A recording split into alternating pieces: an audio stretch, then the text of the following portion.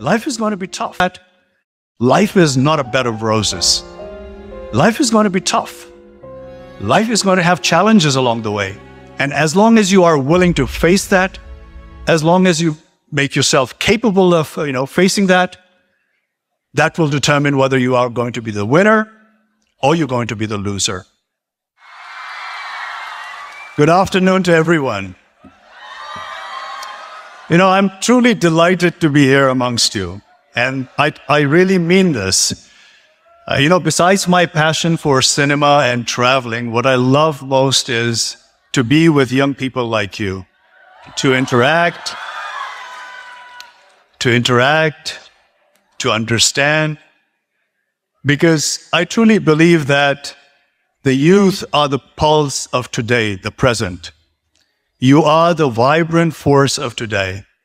What you think, what you aspire, what you dream, the way you conduct yourself, the way you carry yourself, will not only determine the society of tomorrow or the country of tomorrow, or for that matter, the world of tomorrow, but you also play a very vital role in the present. That is my firm belief. What you do, what you think, what kind of mannerism you have, makes the dynamism of today, of the present as well. That kind of power you guys have. What you choose will make a lot of difference. What you choose to eat, what you choose to drink, what you choose to wear, what kind of entertainment you choose to have, what are the kind of things that you like or dislike, determines the dynamism not only in the society, but also in the marketplace. If youth of today, if you decide, someone who is about 15 to 16 to up to 30, if they decide not to drink certain types of soft drinks, the market of that soft drink will plummet. If you decide that you are not entertained by certain types of entertainment, if you feel going to the movie theaters and watching movies does not give you entertainment, the movie business will go down. If you choose to dislike certain types of clothes, certain types of mannerism, the same thing will happen to that as well. That is the kind of power that you guys have. But I am not sure whether the youth of today are aware of that power or whether they are utilizing their power on their own. Because I believe, in today's age, in the information age, in the cyber age, other sources are making decisions for you. Other factors are directing you to do what you're supposed to do. What kind of fun you should have, what kind of food you should enjoy, what kind of entertainment you should have, what kind of gadgets you should own. That is the thing that you should be deciding. But what happens is in this information age, in the digital age and the cyber age, other sources are deciding for you. So more or less, that power has been snatched away from you. Probably because the youth of today is not aware of that power. Now, what happens is when someone else is directing you of all these things, the society becomes a one big herd. There's a danger of creating a herd, a sheep-like community where everybody thinks alike, where everybody wants to wear the same thing, where everybody wants to have something that the other person has, and they do not make their own individual decision. They are giving away. You guys should be reclaiming now. It's all right to be similar, but it is much more better to be different, to have your own individual opinion, to have your own individual taste, to have your own individual creativity, and to be directed by that and to be motivated by that gives you a true personality, gives you a true identity. So this is what I really want to tell the youth of today is reclaim that power that you guys have, your individuality, your personality, the thing that you're capable of your own. Because now I see you here, gathered. I can either look at you as a bunch of students or I can look at you as individuals. If I look at you as a bunch of students, I will just see similar things, similarities, same age, same reaction, same kind of thought process. But if I look at you individually, each of you have something to offer. Each of you have certain types of skills and talents that you can bring into the table. And you should be recognizing that, and you should be utilizing that.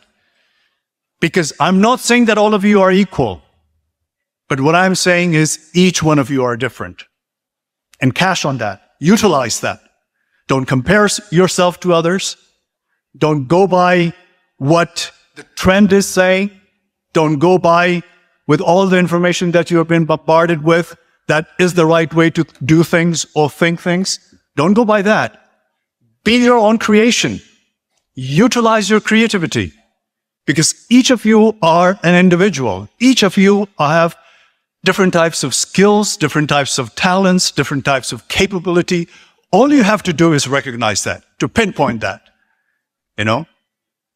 Some of you might be good in the future, some of you might be a great CEO. Some of you might be a great chef. It doesn't matter. As long as you are utilizing your skill, as long as you're utilizing your capability. Because, in long run, when you go into life tomorrow, you at this stage, probably all of you have certain goals, the goals that you want to achieve. You're probably saying that I want to excel in this, I want to become this, I want to become a great banker maybe, I want to become a great CEO in the future maybe. And you make certain goals for yourself. But let me tell you, goal is not the end by itself. What you think as a goal is only the means. What you should actually aspire for is the growth in you. And the growth happens on an everyday basis. How to grow better, how to be a better person, how to achieve better things, so that ultimately one day you'll be in your goals. Once you have put your goals in place, according to the capacity and capability that you have, on a day-to-day basis, what you should concentrate on is how to grow better. Each day, as long as you're being a better person each day, ultimately, if you get the goal, you become a very, very capable person. And even if you don't get the goal, what happens is that you will not be empty-handed. You would have become a better person, and you will end up doing something or the other. So the idea is the growth. Because in life, science says that whatever comes in life ultimately degenerates, ultimately dies away, ultimately fades away. You're born, you grow, you reach a certain peak, and then your decline starts, and then you meet your end. Everything happens like that. In the nature, in the living beings, you're born, you blossom, and then you die. But the only thing that remains with you throughout your life, which you can grow it constantly, is your knowledge, your spirit. That you can make it grow all your life. Even if your body gives up, even if you're weak and feeble in your old age, as long as you are constantly growing in your mind and in your spirit, you are becoming fruitful. So that is the only thing that keeps on growing for the entire life of yours, unless if you are attacked by some terrible disease of the mind. As long as that is not happening, that is the only thing that grows constantly. Otherwise, everything else degenerates. Today, you are young people. You have not peaked yet. At certain age, you will be peaking. And then once you peak, you'll reach your saturation points. And then the downhill starts. And then the course of the nature takes place. But that doesn't mean that spiritually and mentally that you will not be growing. As long as your mind is functioning, you will be growing all your life. So that is what you should be concentrating and focusing on, to grow yourself mentally. There is a story of this great writer. And this writer says, at one stage of his life, a disease, a fatal, very dangerous disease hits him. And his body becomes very, very weak, and he degenerates.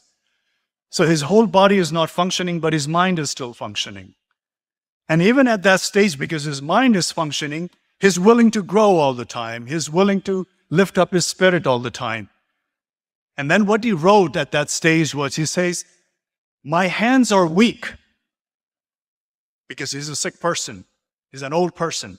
He says, my hands are weak, but my writing is strong. He says, I have lost my speech, but my voice is strong. He says, I have diminished, but then he says, I have grown at the same time. So that is what happens. As long as you're concentrating on becoming a better person, growing all the time, that will, complete you as a human being, and that will be by your side all your life. So that is what you should concentrate on. As long as you're growing, there's no doubt that if you have known your capacity and your capability, and if you have set a goal, you will definitely reach a goal. And once you have reached a goal, once you become whatever you wanted to become, whether you wanted to become a CEO, a doctor, an engineer, a lawyer, or for that matter, an actor, in long run, what happens is, in the society, what is most important is, it's not what you do. What you do is not important. A lot of people concentrate on what they are doing, They're saying, what I do? I'm a doctor. You know what I do? I'm a businessman. You know what I do? I'm a politician. Most of the people concentrate on what I do.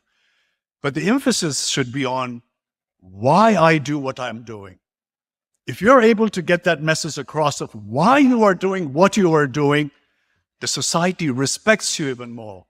They admire you even more, and your achievement becomes a true achievement.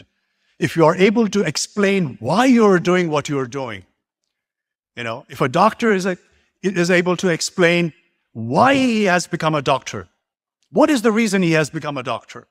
What kind of contribution he wants to make to the society? If a politician, instead of concentrating on what he is, if he concentrates on why is he what he is, then the society respects him more. He will be able to clarify why he wants to be a politician. What are the reasons he wants to be the politician? If he can get that message across, the society will accept him and respect him even more. And for that matter, even an actor. If I keep on saying that I'm an actor, what I do, I'm an actor, what are you? I'm a superstar. If I only say that, and if I'm not able to disseminate the message of why I'm doing what I'm doing, why am I contributing all my years in an acting field? Why did I start my acting career? What was the reason why I wanted to be an actor? If I'm able to put that message across to the society, the respect and the acceptance comes much more easily. So don't concentrate on what you want to become. Try to find out an answer why you want to become whatever you want to become. What is the reason? Why is it that you want to be whatever you want to be? Ask yourself. And for that, you need certain type of awareness. Awareness is the most important thing. When I'm saying awareness is the most important thing, is because, as a human being, we are more or less made in the same fashion, in the same manner.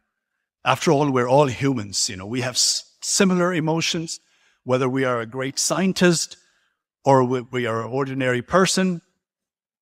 We have similar emotions. We have similar mechanism. We react to similar things. But if you are aware, the people who are aware, they get the same actions done to them, but the people who are aware, they react differently. If someone makes you angry, if you are not aware of your emotions, you intend to get angry and retaliate. But if you're aware of your emotions, how am I going to, behave in this manner? So awareness is very, very important. Having emotions is not a big deal. Don't try to say that I'm a good person, I don't get angry, I don't like to do this or do that, I'm a very nice person. Don't say that, because we're all affected by the human emotions. We're all affected by anger, we're all affected by love, we're all affected by disappointments, we're all affected by success in the same manner. But it is the people who are aware, they channelize it differently. We come to know how to channelize our emotions, and that becomes very, very important. And I think a person who is aware will be able to, determine its future and its future path in a more accurate way. People can take away your money, people can take away your clothing, people can take away your possessions, but what they cannot take away is how you react to a situation. How are you going to react to a situation is going to be with you, and that is going to be your power. If some people teases you, it is within your power how you're going to react. That power, nobody is going to snatch it away. If somebody says, I'm going to kill you, how you're going to react to that is your power. That power no one can steal away from you. If somebody comes to your house and robs everything, how you're going to react to that situation is up to you. So the person who knows how to react in a situation is the person who is finally going to reach his destination. And I think that is very, very important. But at the same time, I'm not going to say that by doing everything correctly, by having your goals, by being aware, by being a determined person, by recognizing one's power and responsibility, life is going to be easy. I'm not going to say that. Nobody said life is going to be easy. Life is not a bed of roses. Life is going to be tough. Life is going to have challenges along the way. Life will always have challenges and hurdles. And they will be there at every interval. Don't think that just because you have gone through one challenge that you have succeeded in life. Just because you have reached a successful point at one phase of your life, don't think that your entire life is successful.